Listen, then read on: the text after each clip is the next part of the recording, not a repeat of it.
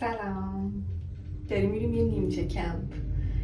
امروز قراره ولاگ کمپ داشته باشیم. یی!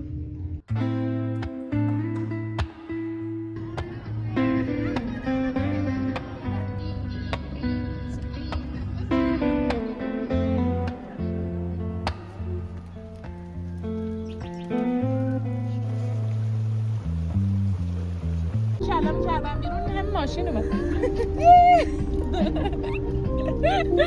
با دل و جون وایسین یه پستی جا مونده.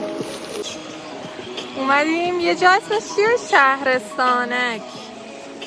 راه خیلی زیادی رو طی کردیم راستشو بخوام بگم ولی تونستیم. عکس گرفتیم؟ تونستیم. ارزششو داشت. It definitely worth it. خیلی خوبه. صدای آب.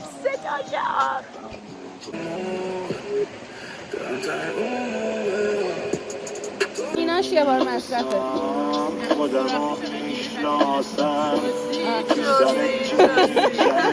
میخوایم چالنج اینو بریم که ببینیم چند تا پاپاپی میتونم بذارم تو دهنم. بذاریم. چند تا بود؟ یه مشتا.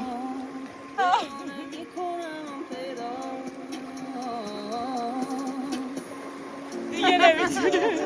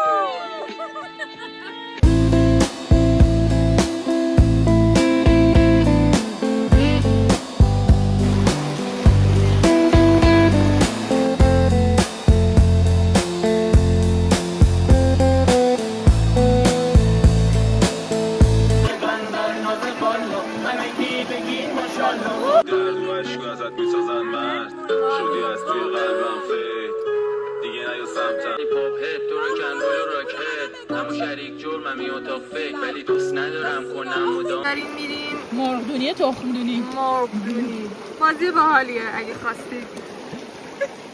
میتونین بازی کنید. میتونین از سایت نمیدونم چی به خریداری فهمید. از سایت یا مغازه های بازی.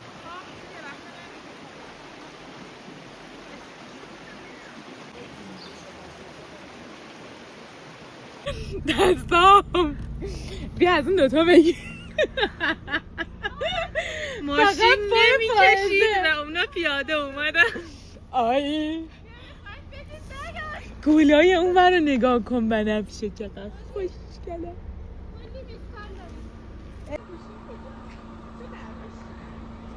چون من توی این مواقع که با استرس بگیرم استرس نمیگیرم.